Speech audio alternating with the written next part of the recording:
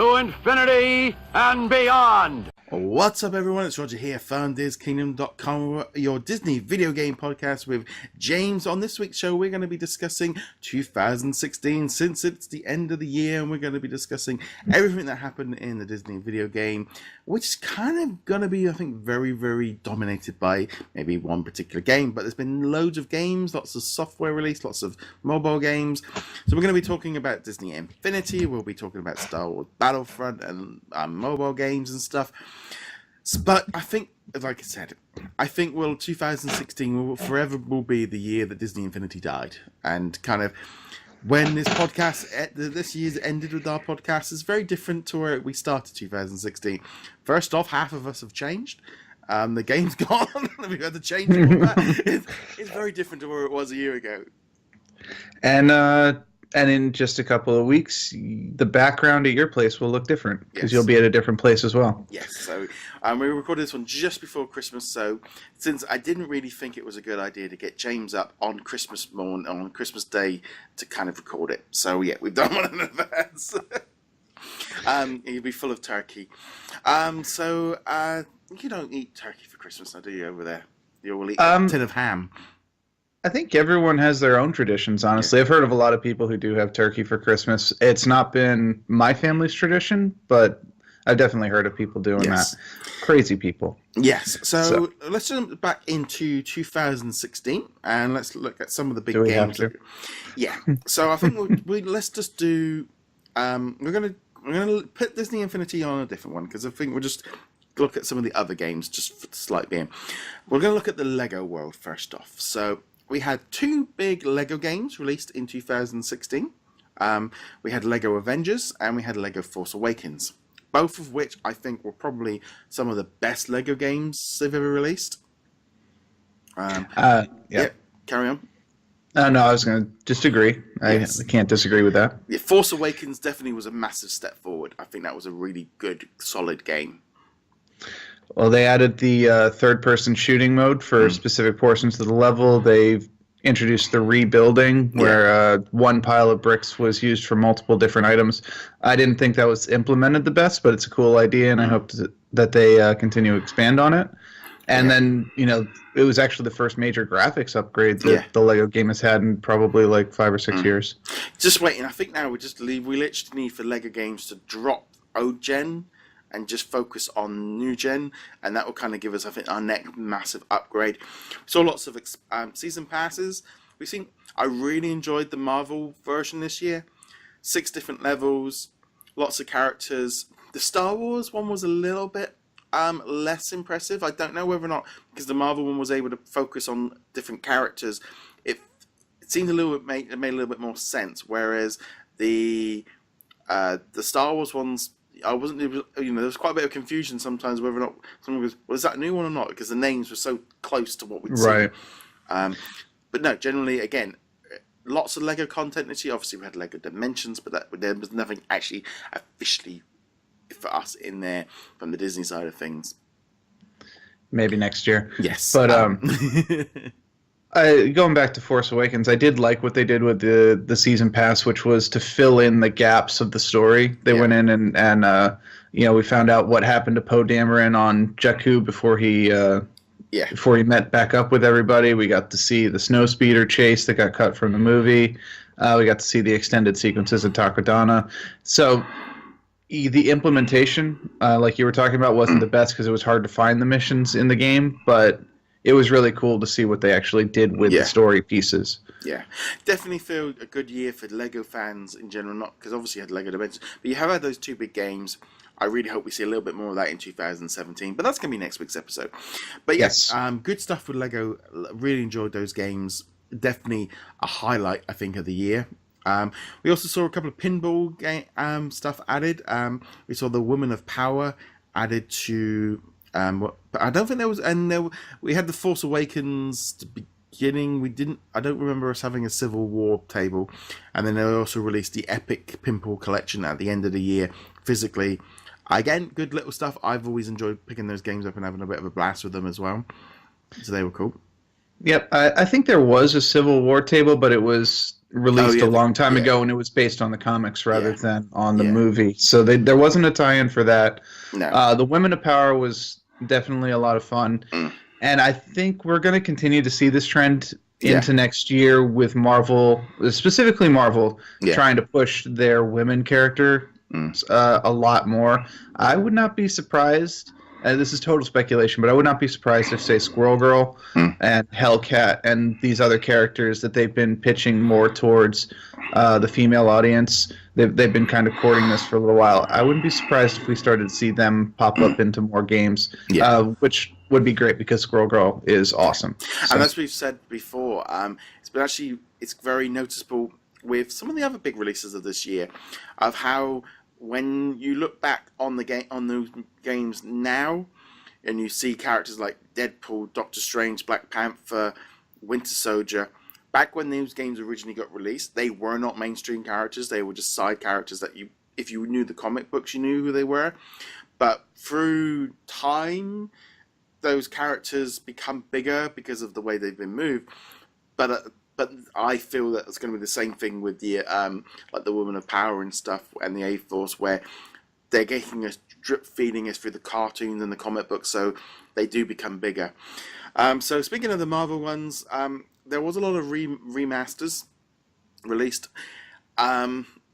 We saw Ultimate Alliance 1 and 2, and we saw Ultimate Marvel vs. Capcom 3. And obviously the Epic Pinball Collection. So we saw lots of remasters. I'm going to be honest, played through all three of them. Really enjoyed Marvel Ultimate Alliance 2. I think the graphics were a lot better than 1. Though I think the 1 was it worked quite well. I liked seeing this stuff, having never played those games. Marvel vs. Capcom 3 is a lot of fun, really fun just to pick it up. But like I said, all these games... They all feel it's this thing of they've been released, but when you see Doctor Strange and Black Panther and stuff, and they instantly felt kind of like, oh, this is they've all got the main characters in. This is not old. It didn't feel like, oh, these are old characters. But then that's just because Marvel has done a very good job of utilizing their characters now. Right, and it was great for them to re-release Ultimate Alliance 1 and 2. I think Ultimate Alliance 1 was... based on the old X-Men Legends engine, which was an original Xbox PS2 game, so it makes sense. It was one of the not quite launch titles, but very early in the life cycle of PlayStation 3 and Xbox 360, whereas Ultimate Alliance 2 was designed specifically for those systems. Now, we do have to mention, however, that the re-releases of these were pretty well botched. I think the PS4 version was fine. No issues with that. I had no issues.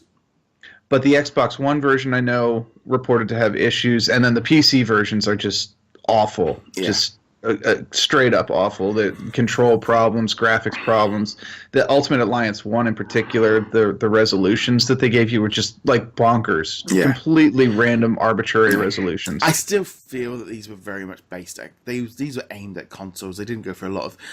I do really think they learned a little bit with Ultimate Alliance 1 and 2 with the DLC and the price, because it felt like when Ultimate vs. Capcom 3 came out, all the DLC was included. It was cheaper straight off the bat, and it was really funny how all the negative reaction to the Marvel Ultimate Alliance due to the price and the lack of the DLC, and Marvel saying, oh, we're going to fix this, we're going to sort this out for you guys, do not worry. Like now you see those games on at the price that they probably should have been originally at $20, $25. Ultimate vs. Capcom came in $29.99, all the actions, and there wasn't seem to be I don't think I saw any negative. Saw nothing negative about the Marvel vs. Capcom, other than the only thing was that it wasn't out in Australia straight away. It took a couple of days. That was literally the only negative thing, and even then, obviously, it got released. Because it was a surprise release. But there was none of that negative side of things that we saw with Ultimate Alliance. Yeah, well, I mean, the game runs a lot better. It's got the characters that people want. It did include all the DLC, which was another thing for Ultimate Alliance 1. I mean, they handled that one well. Now, the question is how much of that was Marvel's influence and how much of that was Capcom. Because, remember, Ultimate Alliance 1 and 2 is Activision. And so the port was probably handled by Activision. Yeah. And Ultimate Marvel vs. Capcom 3 is a Capcom title. It's in the title. So Yeah, they probably handled the port. Yeah, so. And their PC port's not out till March 2017. But those were kind of definitely with the Marvel side of things. Those were re-releases. For me, that were great because I hadn't played them. I played Marvel vs. Capcom 3, but not the Ultimate Edition. For me, they were a great addition because it was a weak lineup. This year's was I think the Disney Infinity caused issues that the whole year felt a little bit like, we were in a state of confusion. The Disney and the whole of Disney was in a stage of, we're putting all our eggs in this one basket, and the basket got yanked away, and that left a hole. And I think Marvel were very, very quick to jump in and fill the void. Whether or not these reports and stuff were already planned, or whether they were planning it after 2.0, that the release wasn't, because we've had loads of stuff announced for 2017. This is we're sitting here now. We'll talk about that next week. But the year as a whole felt very lacking, and I feel Marvel did a much better job of filling in the gaps. They had the content coming to all their mobile games, the PC games. We obviously had the Lego stuff as well. The Marvel side actually was quite a packed year, really. Yeah, absolutely. Even discounting the 3 titles, there was a lot just dealing with Marvel. We already talked about Lego Avengers, and then the mobile games. With the exception of Magic Kingdoms, we don't really hear that much about the Disney games. And then Star Wars, surprisingly, has very minimal presence in mobile. Yeah, there's several games, but with the exception of Commander, we don't really hear about any of the games. And I think 1 or 2 were even discontinued last year. So, I mean, obviously, we saw the end of Marvel Avengers Alliance 1 and 2. They got canned. Which was a bit again another big blow for the video game section. Star Wars Uprising was dropped as well, so there's been a lot of reshuffling. But I'm looking at the list of games, and I'm thinking, well, I played Lego Avengers, Ultimate Alliance 1, 2, versus Capcom, some Marvel versus Marvel Heroes, some Epic Collection. I feel like I've had a lot of and Marvel Battlegrounds. So I'm sitting here now. It's actually been, for me personally, a very good Marvel year. I've had tons and tons of Marvel content to play. Pretty much nearly every 2 months I've had a new Marvel game to play. So from Marvel's point of view, I've had a very, very good year. I'll be quite happy with. I've had a great year for Marvel video games. Yeah, and even on top of that we know what's coming down the pipeline for at least 2017. We know we've got Spider-Man, maybe not 2017, maybe early 2018. We know we've got the Guardians of the Galaxy Telltale game. Yeah. We probably speculatively have a Lego Guardians of the Galaxy game coming as well. We know that more stuff's going to be added to Marvel Heroes. We've talked repeatedly. It's probably coming to consoles in 2017. Yeah. It's going to be a heck of a year for Marvel, and we know there's going to be Star Wars stuff. Yeah. We know there's going to be Disney stuff. We just don't know, other than Battlefront 2, what it's going to be. Yeah, I feel we're going to see more ports. I think we're going to see more classic games brought forward. Marvel have been doing a good job of it, and I think that's going to continue on. On the Star Wars front, we've had Star Wars Battlefront has had 4 expansions. We saw Byspin, we've seen Death Star, Rogue One, and The Outer Rim. We also saw the VR one. So there has been 4 expansions, and there's been little updates here and there to the game as well. So Star Wars console-wise has been all right. Every 3 months I've had a new season pass or new expansion pack and playing through them. And for me, this is where this thing of the constant content has been good, where these little expansion packs, level packs, missions, it's felt like every couple of weeks there's been something new to play, and I think this will continue. I think this will continue on for quite a while now. But generally, Star Wars Battlefront has kind of kept us covered. Galaxy of Heroes and the digital card thing, I have not really been playing them. There is supposed to be a brand new Battle Arena game coming out.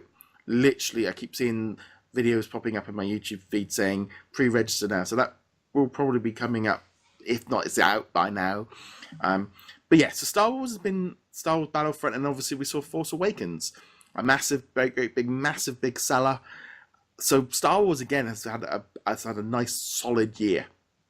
Yeah, absolutely. Force Awakens was huge. Now, as we've mentioned many times in the past, Battlefront is of course primarily multiplayer, which is why I have not been playing it.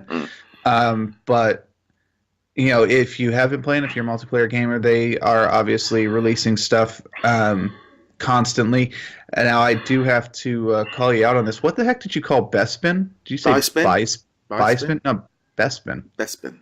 There's no T in it. There's no best.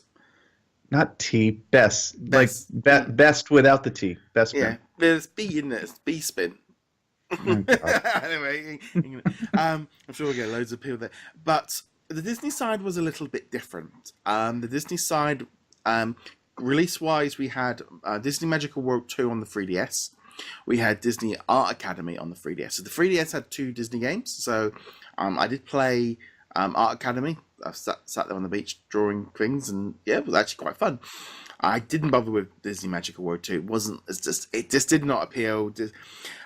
I really feel like 2017, we'll talk about it next week, I think the Switch might change up how I might consume those kind of games. But console-wise, we also saw the Finding Dory playset, which, if you took that as its own separate video game, I really enjoyed it. I thought that was a very solid game. I really enjoyed that Finding Dory playset. I think it was one of the best playsets from the whole of 3.0. I really enjoyed it. Yeah, it could have been a very good standalone game just as it was, or they could have, expanded it into, another couple hours, because it was pretty short, as most of the Infinity levels were. But man, if they wanted to release that by itself with the characters unlocked or whatever, well, they only had to switch between the two. It would have been quite easy to do that. Yeah. I feel like the Finding Dory playset got lost a little bit in the shuffle because it was out weeks after the game had been cancelled. There was a lot of negativity around the game. People weren't buying stuff. And I really felt like that was such a highlight to finish to get. To me, that was that Disney Infinity finished on Finding Dory. That was the final thing I brought. That was the final thing I played. When I finished the playset, I have not picked the game up since I finished the playset. So my final new feeling was the Finding Dory play, and I left it kind of like, this is great. I really enjoyed that, but now I'm not playing in it again. And I haven't touched it since the playset, since June.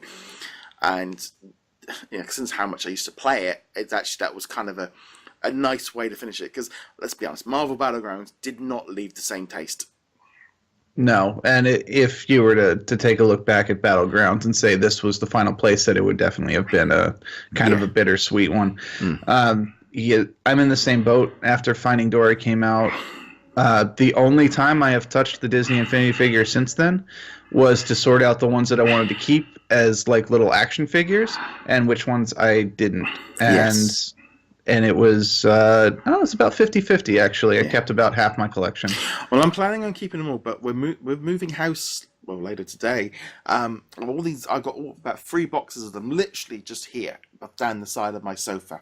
When we move, that won't be happening. They are going into the storage room. In the storage area, they aren't going to be living in the living room anymore. So they are officially retiring from the living room as of today. Them.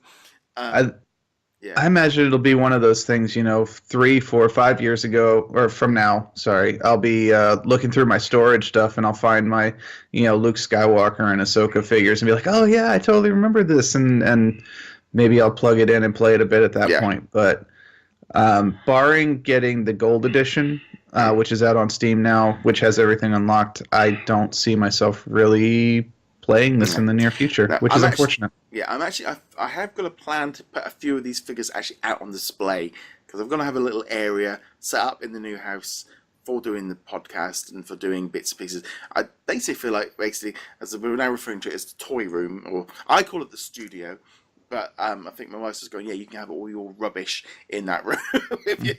So whether or not I put a few of them out on display or put them all in, I don't know. But it was definitely the year the game kind of came to an end. So we're going to carry on away from Infinity because I think it's going to come in.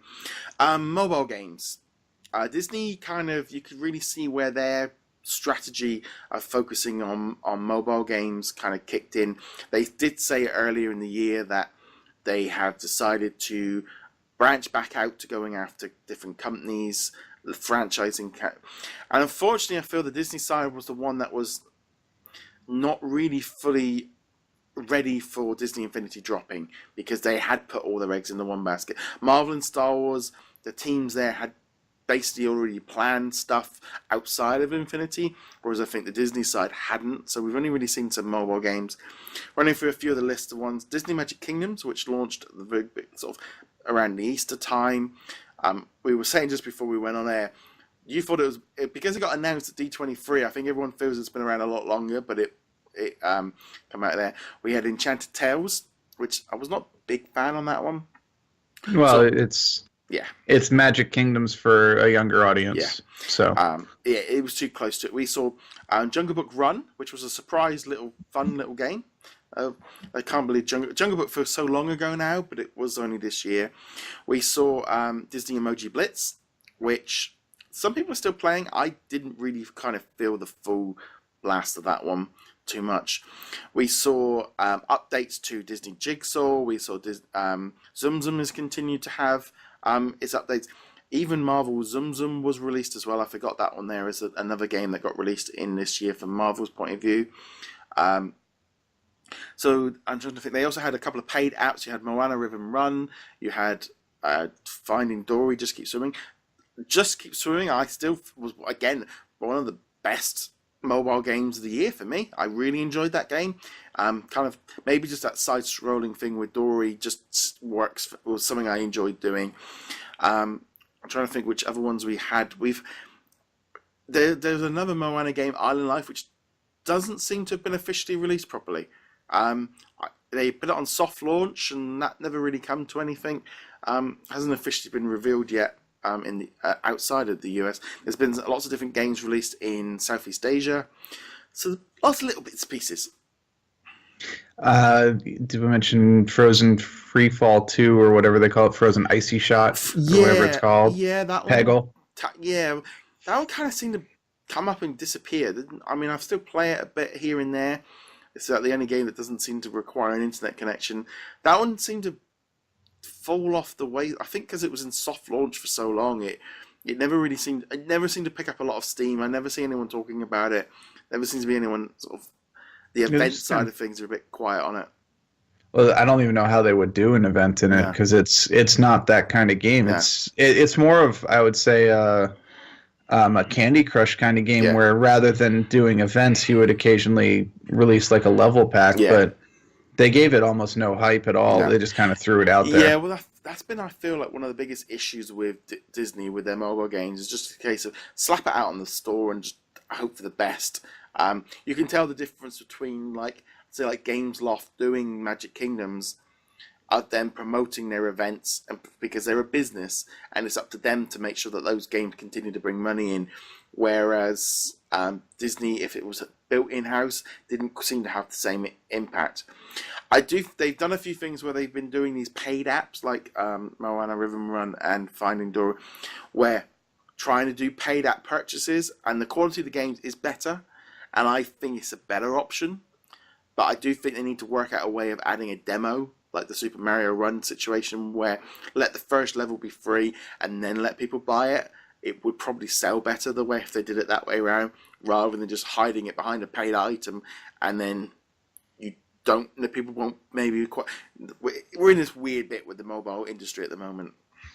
I suspect what we might end up seeing is kind of a hybrid model where you get the game for free, and then you can choose to do a microtransaction version, which is kind of the current model that we're seeing, spend X dollars to get Y lives or unlock X character, or pay a flat fee and get everything up front. Because for whatever reason, even though that's significantly better value, 99% of the time people have an aversion to it because our mobile culture is distorted. Let's go with that. People will end up spending more money than they would have if they just paid for the thing up front. Yeah. Yeah, so I think they also released a Frozen Build It one as well, which was a paid app, which was right. But yeah, there's been a few different games and stuff they've been doing it, but it never really felt like they fully got behind the things. I mean, we've also had Disney Crossy Road has been kept getting updates throughout the year. I can't even remember. Did that launch this year, or was it out? I don't even know. We've had so many updates to that game, which continues to, again, different company pushing updates and content. You can see the difference between like Disney Crossy Road and Disney Magic Kingdoms, who are run by different external companies, and the ones that were in-house. You can see a massive difference in how they were promoted, pushed. And we also saw Disney Magical Dice, which again keeps getting updates, different company. Netmarble are doing that one now. You can see the difference between the companies and stuff. I think we'll see a lot more of this going forward, but whether or not they focus down on a few different games. I mean, Kingdom Hearts Unchained Key got a worldwide release as well, because that Kingdom Hearts. It feels like we've had a lot of Kingdom Hearts news this year, but because we've had the news. All the games are coming out next year, so there feels like there's been a lot of Kingdom Hearts stuff this year. But actually, I'm sitting there, no, actually. That was just the one game. In point of fact, yeah, it sounds like there's a lot of Kingdom Hearts news if you put it all together, but it all adds up to the same thing, which is Kingdom Hearts 3. We still don't have a release date, and we're going to do our best to kind of keep you engaged. So here's 1.5 and 2.5 again, and here's 2.8 with 0.2 or whatever to keep you entertained and complacent until Kingdom Hearts 3 inevitably, eventually, someday, maybe comes out. So there we go. So that was, like I said, that's like a brief rundown of everything that got released. A lot of stuff, when I was writing up this list, it was quite amazing how much stuff did get released. So in a year that you kind of look back, it was a rubbish year. There wasn't a lot going on. It was quiet. There was actually a lot out. There was tons out. But the way that the games have shifted to mobile transaction events and stuff, and lots of remasters, lots of mobile games, and maybe not any what you'd call, there was no AAA titles out. I mean, you could say the Lego ones were the closest we got to a AAA game. It was lots of, and you might even call that a AA, or I don't know quite how. There's that weird thing. It's either AAA or, you know what I mean. Yeah, I know what you mean. In terms of sales, you could probably make the argument that both Lego Avengers and Force Awakens are AAA because they're consistently on the sales chart. Yeah. Which is true of most Lego games, in fairness. Hell, even the Lego Harry Potter re-releases were up on the charts for quite some time. People love their Lego games. Yes. And we will talk about 2017 in another one. But let's keep hitting on that dead horse. Disney Infinity died. We went through a very odd year for Disney Infinity. We went through, me and Abe were started off the year, quite excited about the future because we were finding out that, we were having new content. Disney Infinity 3 was carrying on. We were expecting Disney Next, that whole thing that they hyped up, which literally, there was this really weird bit where the beginning part of the year where we weren't getting communication dropped down, news was starting to dry up. We were getting leaks of games and things through Mac and Cheese for Finding Dory. We were getting miscommunication. We started getting miscommunication with the Marvel Battlegrounds, never officially being revealed till the week of the game coming out, and then being quiet about it, and then the PC not getting updated, and then their mobile versions not getting updated, and then they cancelled support for them, and then we had Disney Next revealed, which was a massive flop. It was a really odd couple of months at the beginning of the year. It was frustrating couple of months at the beginning of the year, definitely. And there was, looking back, it's very easy to see the cracks that were there and add them all up into what would eventually happen. But yeah, it was very frustrating because at the time I was working on iHeart Infinity, so I was still involved in this stuff, and just the constant frustration of, we have the complete list of Marvel heroes that'll be here, and then Baloo is also coming out, and it's like, no, you guys need to take that down. You're not allowed to put it in, and that whole, and then half the community is like, no, you must not post leaks, and the other half of the community is like, screw them. The information's out there. It's not our fault that the information's there. Yeah, I mean, it was that weird thing. I remember, it was this weird thing of like, for a few episodes, for about a month or so, me and Abe were talking about like, things aren't right, things aren't working. I remember, I was I was being harsh on them, and I was being grumpy with it, and because it was the frustrations were like, hold on a minute, and like you say, we were getting these messages, we were finding stuff out, and the retailers were leaking stuff left, right, and center, and we were getting to this thing of like, hold on a minute, you're not communicating anything out there, nothing is being, and Abe even said, if is the game even, is it something going on, is people, we literally saw it, kind of, we're talking about it, and then then we had Next, which was like, what's coming out next week? That was basically, it was, there's stuff coming, but we can't tell you about any of it. Yeah, and it was weird because they really did hype up Next, which for viewers who might not have been around at the time, Next was just basically a podcast that they did, and it was supposed to be like quarterly or whatever, and they only ever did one of them. But it was like, we're going to announce all this stuff that you already knew about. Yeah. Some of it wasn't even leaked. Some of it was stuff they had already announced previously, but were treating like they hadn't announced it. And then it was very weird, especially since this was coming on the heels of them previously having done a weekly podcast, a weekly stream on Twitch, and all sorts of stuff. And like, you're going from that to this, and well, that had all stopped. They'd said they weren't doing E3, they weren't doing any events, they were only releasing, they'd said that they were doing 4 play sets, but one of them was already out, so we were like, well, there's only 3 things. So obviously we knew we were going to get Moana and Rogue One. And obviously then the news hit that they were pulling the can, which, I'm going to be honest, it really, there was a massive, massive reaction to the game, because unlike every other video game that has ever been cancelled or stopped, people had invested so much money in this. Yeah, we knew, obviously, the game was going to have to end at some point. Yeah. That's just the way of the business, and these things happen. But no one expected it to happen that way. We expected to know pretty far in advance that, all right, this is going to be in Disney Infinity 4.0. This is the final version of the game, but we've got 2 years worth of content for you, that kind of thing going on. It's like, nope. You're getting Finding Dory and you're getting Alice in Wonderland, but that's only because we already had the figures in production, and we really just want to get rid of them.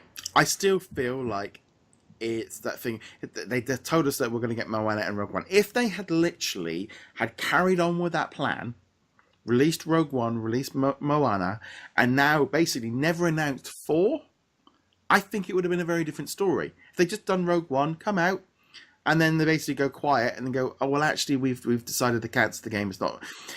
It would have been like, well, you've delivered everything you asked, we delivered everything we told you, and the game just quietly just isn't being renewed. I think that would have been they really did. I don't necessarily think this was the team's fault. I think this was very much from the up above, rug pulled, all get lost, and we don't care about it, because I don't think Disney operations, the head chiefs, understand video games in the same way that they do with movies. And they're going back to the franchise route, which is what they've done, and it works. And in fairness, having seen what they have done with things, I think franchising out is probably the best thing for us as gamers. I think in the long run it will be better for us. It certainly gets you more variety, because if you're doing everything in-house, then everything's going to feel kind of the same after a while, because you have the same talents mixed up in all the different projects. This way we can have a Star Wars multiplayer game like Battlefront. We can have a single-player thing that's based on like the Uncharted game style. And then you can have the Lego games, and you can have Kingdom Hearts, and maybe an Ultimate Alliance 3, and then Marvel versus Capcom 4, and all sorts of stuff like that. And each team can work on a specialty without having to take resources from other projects. So but I bet you in 5 or 6 years we'll see them pull that rug and start again. go back in-house, because that seems to be their cycle. Yes. I think just in general, 2016 is just this kind of weird year where it started with, this year has been full of re-releases, mobile games, events, and a few big good games thrown into it. But I think that Disney Infinity thing, but also I think it was the year that essentially the Toys to Life bubble burst. Yeah. Skylanders looks like that's going away. You know, looks like that's been having problems and that's been cancelled. I think even Lego Dimensions, I don't think it's. I am very, very. In my head, I don't think year 3 is going to work the way that we think it's going to work. And the fact they brought out the Harry Potter collection to me says that's not working. Yeah, I mean, if you look at local stores, and obviously this is all anecdotal evidence, we're not basing this on sales figures because we don't have the sales figures, but if you go to any store, you can get just about any playset that you want.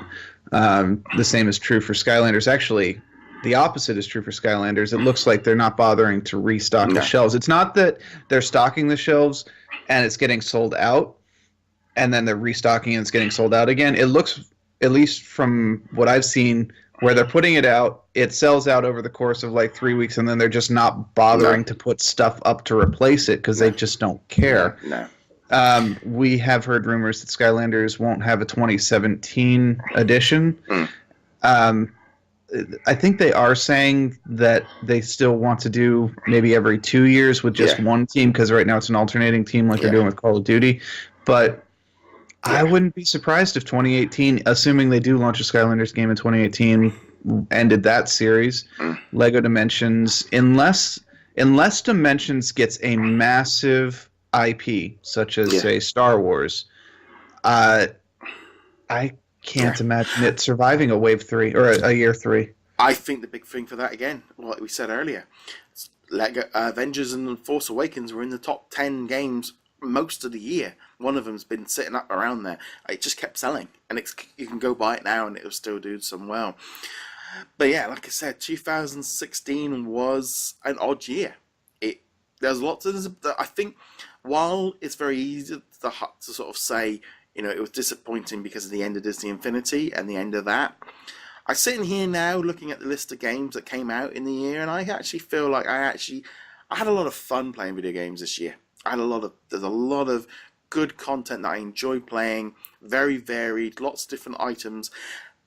And I'm sort of, like I said, I'm sort of looking at them going, actually, if you look at it like that, the one big Disney Infinity cancellation might sound pretty bad, but I feel actually it was a very good year for me, personally for video games. I almost feel like I recaptured my love, I think, of playing something else. I think Disney Infinity dominated me for 2 years playing it too much, and this year felt like the year I kind of got released from being, you know, I think ever since once Battlefront came out at the end of last year, and then Lego Avengers, I've just different games all constantly, and it really did. I think once I broke away from the toy box, and I feel like I've had a really good year, and I've also been playing other games as well that aren't Disney related and completed. You know, my list of completed games this year is probably the highest it's been for years, because I have just got back to playing games because I want to, and the amount of Disney stuff coming out and Star Wars stuff and Marvel ones, they've just been constant. They've just been constantly bringing out stuff, and I just feel like in general, it's actually been a good year. I as much as it sounds bad, but there has been a lot of fun to be had.